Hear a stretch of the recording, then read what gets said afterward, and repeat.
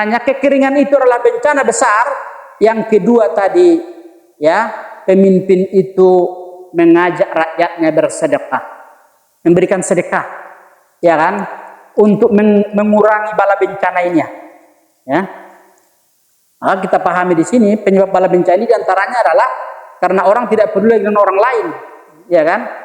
Di sana ada anak yatim, ada yang miskin papa, makan tidak makan, sehari makan sehari tidak. Di sekelilingnya adalah orang kaya yang makan enak-enak tidak peduli. Maka azab Allah Subhanahu wa taala salah satunya diturunkan adalah bentuk kekeringan. Bentuk kekeringan cabut oleh Allah Subhanahu wa taala tersebut. Itu yang kedua. Yang ketiga adalah wal khuruju minal madzalim. Keluar daripada kezaliman. Mengajak masyarakatnya, mengajak warga RT-nya kalau Pak RT, mengajak warga desanya kalau Pak Kades, mengajak orang di sekitar kelurahannya kalau Pak Lurah. Jangan sekali-kali lagi melakukan kezaliman. Apa itu zalim? Zalim bahasa Indonesia aniaya. Apa pengertian zalim? Ini sudah sering disampaikan juga baik di masjid maupun di sini, ya.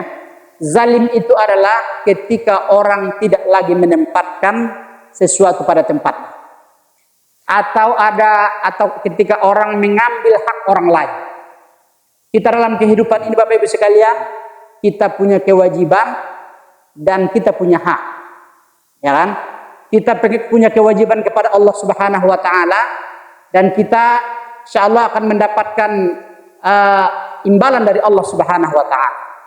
Kezaliman yang paling besar Bapak Ibu sekalian kepada Allah Subhanahu wa taala adalah melakukan kemusyrikan, menduakan Allah Subhanahu wa taala. Menduakan Allah itu artinya apa? Meyakini adanya Tuhan selain Allah. Meyakini ada yang lebih berkuasa selain Allah Subhanahu wa taala. Itu namanya syirik. Dan syirik itu adalah kezaliman yang sangat besar. Ya. Kezaliman yang sangat besar. Ini terkadang ada orang yang beragama Islam mengaku mukmin, mengaku muslim, tapi dalam praktek kesehariannya, ya kan, masih pergi misalnya ke dukun, pergi ke tempat-tempat katanya keramat, begitu kan, meminta kepada arwah yang ada di orang di kuburan itu segala macam. Ini adalah syirik yang paling besar dan kezaliman yang paling besar. Ada lagi kezaliman di antara sesama. Ada kezaliman antara suami dengan istri, istri dengan suaminya, anak kepada orang tuanya, orang tua kepada anaknya. Terjadi di mana-mana. Pimpinan kepada rakyatnya, rakyat kepada pimpinannya. Bisa jadi terjadi kezaliman di mana-mana. Ya kan? Istri kewajibannya taat, patuh kepada perintah suami. Itu dalam ajaran agama. Kecuali perintah suami itu tidak sesuai dengan perintah Allah Subhanahu wa taala. Kecuali, ya kan?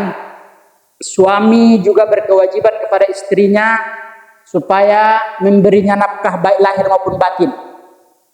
Apa nafkah yang dia terima, itulah nafkah yang diberikan kepada anak istrinya. Terkadang ada orang kantoran gitu ya, dia pergi kerja, isinya duit istrinya 20.000. Nah, itulah semua itu, beli cabai di situlah, beli minyak goreng di situlah, sayur di situlah, beras di situlah. Nah, cukupkanlah, kata dia. Dia pergi ke kantor, tiba di kantor dia makan siang, pergi ke restoran mewah, makan besar, traktir teman-temannya. Ya kan? Ini adalah laki yang zalim kepada keluarganya. Ya kan? Dia makan enak di luar. Makan sepuasnya. Ada dendeng di situ, ada sop, segala macam. Kalau diurutkan makan sampai 20 macam barangkali di atas meja kan. Nah, di rumah suruhnya anak istrinya makan terok. Ya kan? Dengan sambal caluk. Nah, tambah pucuk ubi itulah. Ya, mana enak daripada makan sop di restoran itu? Mana pula lebih enak sambal belacan dengan makan caluk, dengan makan apa namanya? Itu adalah laki yang zalim namanya Bapak sekalian. Ya, zalim itu karena suami itu kewajibannya menafkahi istrinya sebagaimana dia menafkahi dirinya sendiri. Dia pakaiannya bermerek, ya kan? Harga sampai 700, 1.500.000, sepatunya 3 juta segala macam. Nah, anak bininya dibelinya 10 ribu. Nauzubillah. Ada 10 ribu kan jual-jualan dia apa itu kan? Ada 30 ribu. Apa kita belanja sana? Hanya duit 50 ribu kan? Cukupkanlah. Nah, sementara dia pergi pakai pakaian mewah. Saya ada menemukan sosok laki-laki yang seperti ini. Nauzubillah. Ya. Nah, ini adalah termasuk kezaliman. Ya. Ini adalah termasuk kezaliman. Anak ada yang zalim kepada orang tuanya. Ketika anaknya tidak patuh kepada orang tuanya, bahkan kata-katanya menyakitkan hati orang tua, anak itu sudah zalim kepada orang tua. Ya kan? Ketika kita melontarkan kata-kata yang membuat orang tua kita kecil hati, saat itu kita sudah zalim. Ya kan? Misalnya orang tua menasihati kita, pergilah ke pengajian supaya anak-anak kamu itu nanti bisa mencontoh, kamu jadi teladan. Kadang-kadang karena orang tua ini tidak berdaya lagi, udahlah Pak, ada usah ngurus-ngurus saya lagi, saya inilah dewasa. Ada orang yang ngomong seperti itu kadang-kadang kan. Bagaimana kira-kira kalau kita tarik kepada diri kita sebagai orang tua? Apakah orang tua itu sedih atau tidak? Pasti akan merasa sedikit banyak akan kecil hati. Ini adalah termasuk kezaliman anak kepada orang tua. Ya. Orang tua kepada anak juga seperti itu. Ada juga orang tua yang zalim kepada anaknya. Ya kan? Orang tua yang zalim kepada anaknya diantaranya adalah tidak memperhatikan pendidikan anak-anak, terutama pendidikan agamanya. Ya kan? Nah, padahal itu adalah kewajiban orang tua kepada anak. Zalim orang tuanya itu, ya, dan nanti di kemudian hari akan diminta pertanggungjawaban di muka Tuhan Qadirul Jalil. Ya. Jadi yang ketiga, pemimpin itu mengajak kepada warganya supaya berhenti berbuat zalim. Ya kan? Yang suka mengambil hak orang lain, stop. Yang suka mindah patok tanah tuh kan. Nah, kadang-kadang di kampung-kampung itu kebunnya itu mentang-mentang yang punya tidak ada di tempat, lagi tugas dinas di luar kota misalnya kan bertahun-tahun. Nah, tahun ini pindah patok itu 1 meter. Nah, bulan depan pindah lagi 1 meter lagi. Nah, sampailah patok itu 10 kali pindah. Alhamdulillah. Ini adalah kezaliman. Artinya dia sudah mengambil hak orang lain. Ini Bapak Ibu sekalian, ya, wal khuruj minal madzalim, keluar dari kezaliman. Kemudian yang keempat, dan ini sebenarnya Bapak Ibu sekalian, inilah sesungguhnya yang mengundang bencana itu. Pesan moralnya kepada kita ini, hal-hal yang kita sebutkan inilah yang mengundang bencana itu, yang menyebabkan turunnya bala dari Allah Subhanahu wa taala. Yang pertama tadi itu, ketika orang sudah merajalela berbuat kezaliman, tidak mau bertaubat, jauh dari bersedekah, tidak peduli dengan orang lain. Kemudian kezaliman terjadi mana-mana. Yang keempat adalah wa musalahatul aqda, menyeru kepada warganya supaya berdamai. Jangan ada permusuhan di antara warga lagi. Ya kan? Yang selama ini tidak berteguran misalnya kan. Itu cepat-cepat supaya segera berteguran. Yang selama ini antara satu dengan yang lain mengandung sinisme, kebencian antara satu dengan yang lain, diajak warga itu supaya berdamai. Karena ketika terjadi permusuhan antara satu dengan yang lain, ya kan, inilah yang menyebabkan turunnya bala bencana dari Allah Subhanahu wa taala. Nah, sebagai pemimpin, sebagai orang yang berkuasa, tentunya dia harus menjadi wasit dalam hal itu. Harus mempertemukan yang punya sengketa antara satu dengan yang lain. Ya. Nah, kalau di mana-mana terjadi perselisihan, terjadi bencana, sana bertengkar, di sana main pukul-pukulan, bahkan ada yang bacok-bacokan, inilah yang menyebabkan turunnya bencana dari Allah Subhanahu wa taala. Allah Subhanahu wa taala mengatakan di dalam hadis dikatakan ar-rahimuna yarhamhumur rahman. Irhamu man fil ardi yarhamkum man fis sama. Ar-rahimun orang-orang yang menyayangi. Artinya dalam hatinya tidak ada sifat ghil. Ghillun itu artinya kebencian. Ar-rahimuna yarhamhumur rahman.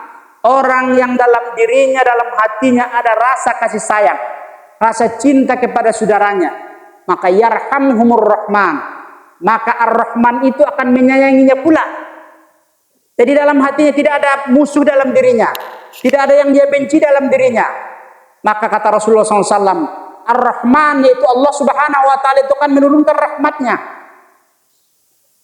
Nah, karena itu dapat kita pahami, semakin kita menyimpan kebencian kepada orang lain, semakin banyak kita menyimpan musuh kepada orang lain, maka rahmat Allah Subhanahu wa taala semakin jauh daripada kita.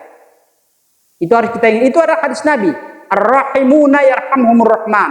Orang yang penyayang, orang yang dalam hatinya ada rasa kasih, Allah akan menurunkan sifat rahmannya. Maka kebalikannya, orang yang dalam dirinya suka membenci, dengan tetangga tidak berteguran, benci, dengan si fulan tidak senang, yang di sana musuh, di sini musuh, naudzubillah. Itu azab Allah Subhanahu wa taala lama kelamaan akan turun. Karena itu Bapak Ibu sekalian, dalam hidup kita ini kadang-kadang kita ada juga yang ngomong ke Ustaz, saya tidak bersalah apa-apa. Saya baik-baik saja, saya tidak mengganggu orang, tidak memusuhi orang, tidak mengatain orang. Tapi dia itu dia itu menjelek-jelekkan saya. Nah, berarti dia orang tersebut menjalimi dirinya gitu kan. Apakah kezaliman itu harus kita balas? Nah, obatnya adalah kalau ada orang, padahal kita baik-baik saja, sementara orang tersebut berbuat zalim kepada kita, banyak-banyak mendoakan dia, itu obat. Banyak-banyak mendoakan orang yang menzalimi kita itu, yang suka mengatain kita, mungkin yang suka membuang sampah ke halaman kita, mengalirkan jomberannya ke arah rumah kita, ya kan? Jangan sampai sifat benci dalam diri kita. Kita sampaikanlah. Mohon maaf, janganlah berbuat seperti itu, kita tegur gitu kan. Tapi sementara kita tegur, kadang-kadang kita yang salah itu adalah menyimpan dendam pula. Ini yang salah itu. Menyimpan ghil dalam hati yang bahaya ini. Ya. Kalau dia sudah berbuat seperti itu, kita ingatkan, janganlah seperti itu, kan kami nanti susah kalau begini. Tapi setelah kita ngomong itu, kita hilangkan, jangan sampai kita nyimpan kebencian kepada dia. Gitu kan? Payah memang. Bagaimana cara obatnya? Obatnya adalah banyak-banyak mendoakan orang tersebut. Nanti tengah malam tahajud, nanti saya tengah malam tahajud mendoakan kamu supaya diberikan hidayah Allah Subhanahu wa taala. Itu maksudnya. Nah, itu mudah-mudahan sifat ghil yang ada dalam diri kita ini, karena kalau sudah ada benih-benih ghil ini, kadang-kadang setan pun akan semakin ngompor-ngompor itu. Kau bodoh nian, kau ni masa mau kau disepelekan orang seperti itu? Kau ni siapa, dia itu siapa? Nah, itu biasanya kadang-kadang yang muncul dalam hati kita ini adalah dikipas-kipas oleh iblis dari dalam diri kita itu. Tambah pula hawa nafsu kan. Kau ini bukan orang sembarangan, kau orang terpandang kau di masyarakat ini. Masa kau dibuat si fulan seperti dengan kau, misalnya gitu kan, dalam diri itu. Nah, akhirnya kita pun dendam pun muncul, sakit hati semakin banyak dalam diri kita. Nah, inilah yang bahaya itu. Akdak tadi itu kan, akhirnya sifat kasih sayang, sifat rahman dan rahim tidak ada dalam diri kita lagi. Nah, ini Bapak Ibu sekalian, orang karena permusuhan di tengah masyarakat ini, dan berdasarkan ini kita pahami termasuk hal yang mengundang atau menyebabkan turunnya bencana. Kalau bencana itu hanya menimpa seseorang, itu kan belum merata. Tapi kalau sudah menyangkut kemaslahatan umum, air sudah tidak ada, kekeringan seperti ini artinya karena permusuhan itu sudah terjadi di mana-mana. Bukan hanya di satu tempat saja, sudah menyeluruh di mana-mana, banyak terjadi permusuhan itu. Makanya Allah Subhanahu wa taala menurunkan azabnya pun yang akan dirasakan oleh orang pada umumnya. Alhamdulillah. Ini Bapak Ibu yang dimuliakan Allah, karena itu kalau kita ingin jauh dari bencana, salah satunya adalah jangan ada musuh kita dalam kehidupan ini. Jangan ada musuh kita dalam hidup ini. Dan saya katakan Bapak Ibu sekalian, salah satu orang yang sulitnya mengucapkan la ilaha illallah di akhir hayatnya, kalau dalam hatinya ini banyak musuh. Ya kan? Banyak orang yang dia benci. Sebelah sana dia tidak suka, di situ tidak berteguran, di situ pun dia benci, gitu kan? Pokoknya di teman di kantor dia hampir semua benci, di tempat tinggalnya juga seperti itu. Innauzubillah. Hati-hati bahwa hatinya itu sudah tersang yang disebut dengan sifat ghillun itu. Itu yang keempat Bapak Ibu sekalian ya. Jadi pemimpin itu mengajak warganya dan mendamaikan warganya yang berada dalam permusuhan. Kalau misalnya ada di sana yang tidak berteguran, datangi. Pak RT misalnya kan datangi. Apa masalah? Gitu kan? Supaya ketahui bahwa ini sebenarnya permusuhan yang terjadi ini boleh jadi penyebab terjadinya kekeringan di antara kita. Saya minta supaya kalian bisa saling memaafkan. Tidak ada masalah yang tidak terselesaikan. Kira-kira begitu. Ya Pak RT ya, sebagai pemimpin. Kemudian wasyami salasati ayyamin summa yakhruju bihim fil yaumir rabi'. Kemudian yang kelima yang kita lakukan, melakukan puasa 3 hari. Kemudian keluar dengan masyarakatnya pada hari yang keempat. Fisyabi bazlatin wastakanatin wa tadarru'in, dan dengan pakaian yang sederhana, artinya bukan pakaian yang baru, ya. Jadi pemimpin yang keempat menyeru, mengajak warganya supaya puasa 3 hari. Berarti 4 hari dengan hari kita melaksanakan sholat istisqa tadi. 3 hari berpuasa. Kenapa puasa? Karena Bapak Ibu sekalian, puasa ini adalah termasuk ibadah yang dicintai, disukai oleh Allah Subhanahu wa Ta'ala. Allah Subhanahu wa Ta'ala menyukai hambanya dalam keadaan berpuasa. Kenapa? Ketika kita berpuasa Bapak Ibu sekalian, nafsu yang ada dalam diri kita ini banyak kita kendalikan. Ya kan? Nafsu yang ada dalam jiwa kita ini kita tahan. Nah, dan kita ketahui adalah innan nafsal ammaratun bisu, bahwa nafsu yang ada dalam diri manusia itu banyak menyuruh kepada kejahatan. Nah, kalau kita tidak sudah mengendalikan hawa nafsu itu, maka kejahatan pun logikanya seharusnya harus sudah jauh daripada kita. Selama orang yang berpuasa, insya Allah amal-amal kejahatan terhindar dari dirinya. Yang ada dalam dirinya adalah amal-amal soleh. Kenapa? Karena kalau dia nanti berbuat melanggar, ada kawan teman di sana ngajak ngerumpi. Nah, tahu tak kau? Siapa tuh barusan beli mobil? Oh, ini udah mulai gibah nih dalam diri dia kan. Nah, minta maaf ya, saya masih ada kerjaan mau pergi. Karena dia merasa dia sedang berpuasa. Akhirnya dia tidak ikut melayani gibah tadi itu. Nah, itu logikanya, makanya Allah Subhanahu wa Ta'ala mencintai orang-orang yang berpuasa itu. Karena orang yang sedang dalam berpuasa itu mengendalikan dirinya, puasa itu menjadi benteng bagi dirinya, tidak lagi melakukan amal-amal kesalahan.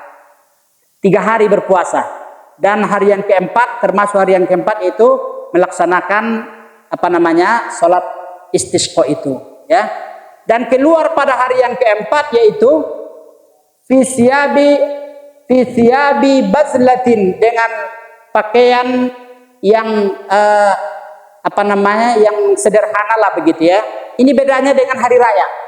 Nah, kalau hari raya kita pergi sholat hari raya itu memakai pakaian-pakaian yang baru, pakaian-pakaian yang istimewa yang tidak biasa kita pakai pada hari-hari biasanya.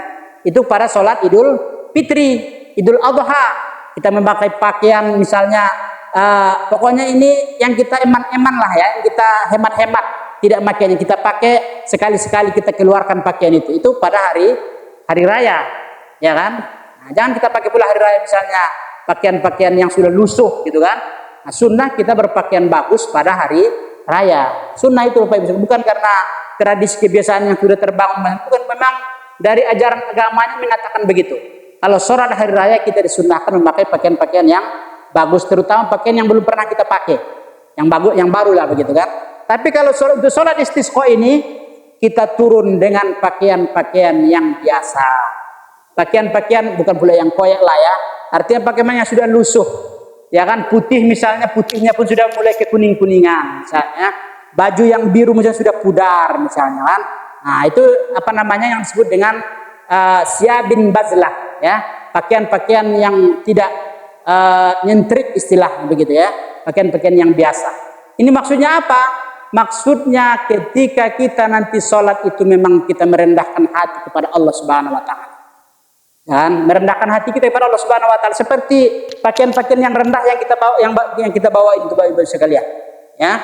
Jadi memakai pakaian-pakaian yang bazlatin wastikanatin wa tadarruin ya, dan merendahkan diri kepada Allah Subhanahu wa taala ketika menuju tempat salat istisqa tadi. Wa yusalli bihim rak'atain. Masih ada waktu? Jam berapa sampai jam berapa ini? Hah? 1 menit. Oh, iya.